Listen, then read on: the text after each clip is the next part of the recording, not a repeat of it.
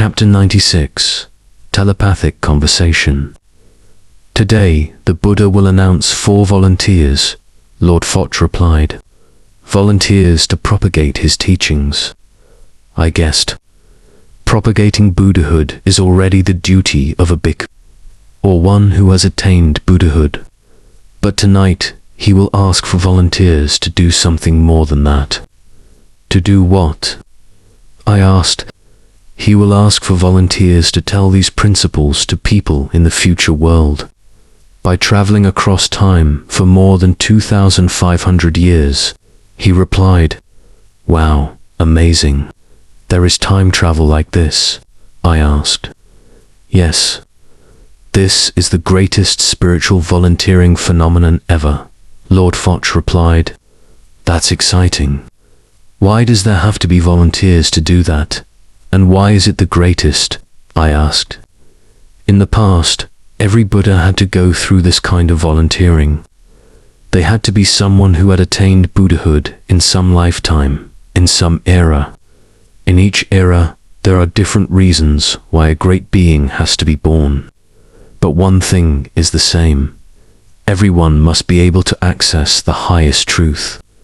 And that person must sacrifice themselves, being reborn again and again, until the day when they will be born as a Buddha. The era they are born in, the collective energy level of people on earth is usually low. So, the senior great beings who foresee when such events will occur, announce for volunteers to travel across time to create understanding for people in the future, because each great being has the ability to foresee what will happen in the future and when it will happen. So, they plan in advance to send people to perform the duty at that time. And today is the day the Buddha is accepting volunteers who will be the light for people in the era of darkness that will occur 2,500 years in the future. Normally, only one person volunteers for this kind of work in each era. Like the Buddha, only one person volunteered in that period, because this act requires great sacrifice. That is, to allow oneself to be reborn again hundreds and thousands of lifetimes to wait for that day, even though one can escape that state. And because many things coincide, because in the time you volunteered to do this mission, as I told you from the beginning, it will be a time of the ultimate decay in all aspects, social, health, environmental, and moral or spiritual. This period is when technological inventions are destroying the world at an accelerated rate, like never before. There are weapons of mass destruction ready to explode and turn the world into dust in an instant. People have perverse and abnormal emotional states, affecting everything around them to become perverse as well. At the same time, your universe is in the process of traveling into the light zone, which is a state where the universe needs a complete energy upgrade. And of course, the world must quickly enter the code for adjusting the energy field. The Buddha knows this well. So, he intends to ask you all to perform this great duty, because it is the greatest system adjustment in history, since the creation of the world and the universe. All right. Now comes the second meaning from the question. I left you about the word bodhisattva, about why the image of the bodhisattva is often a woman or a bodhisattva with 1,000 hands. You will receive the answer through your experience from now on, Lord Foch pointed out. Wow.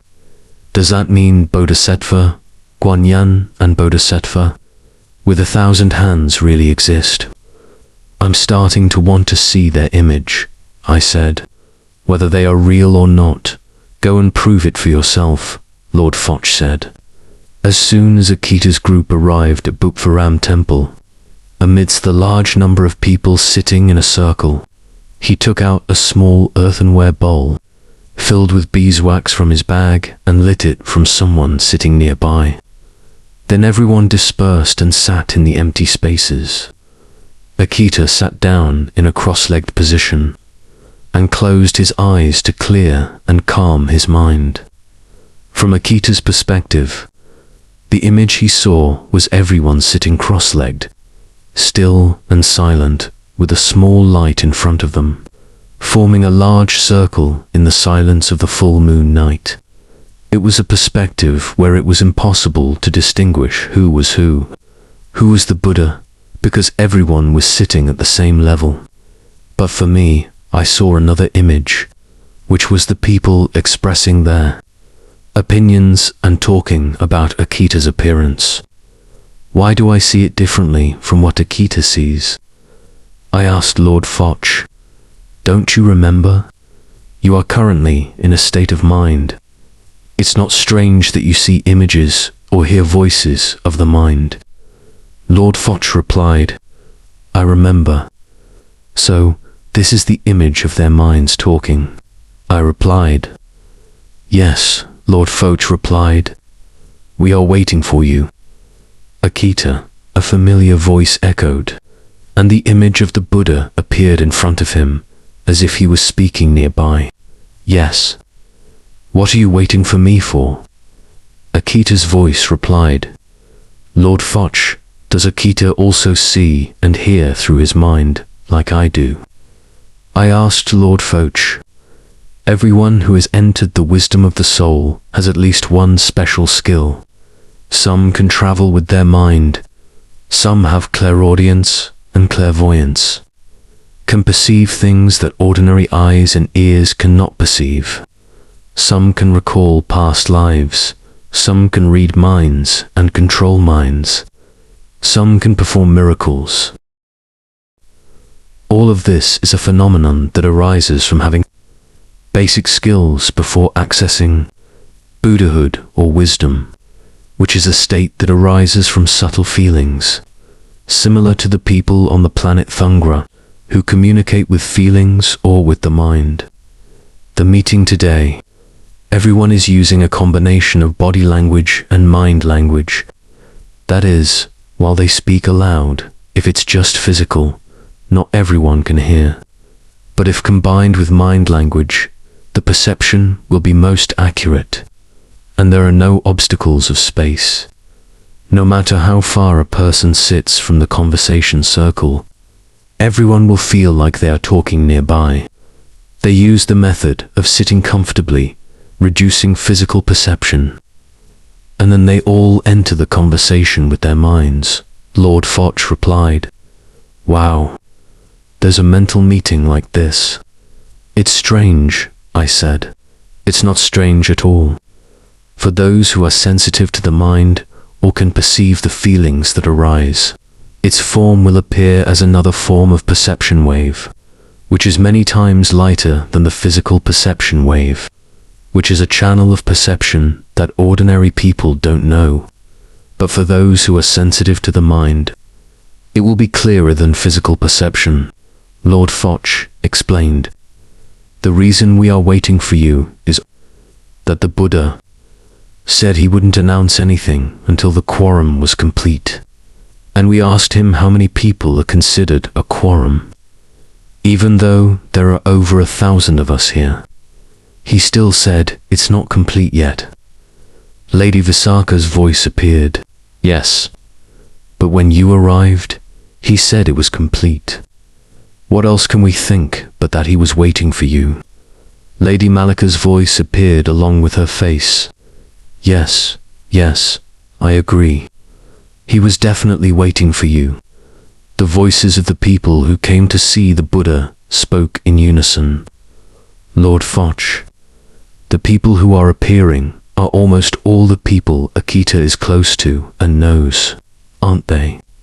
Whether it's Lady Malika, Lady Prajapati, the nun Kesma, the Buddha's chief disciples, and other close people like King Pasanadi, and Akita's wife from when he was a Brahmin priest, who is now a nun. What does this mean? I interrupted Akita's perception at this moment. Everyone here is close to you and close to the Buddha. Many of them traveled to see him from afar, with the intuitive knowledge that something special would happen today. The Buddha explained. Who are they? I asked. If I say their names, you will know them all. Their names have appeared in history for you to know all along. But there is one person who is currently only a soul. At that time, he no longer had a human body.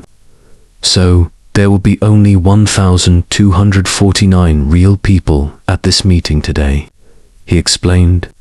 Do you mean he is a deity? I asked.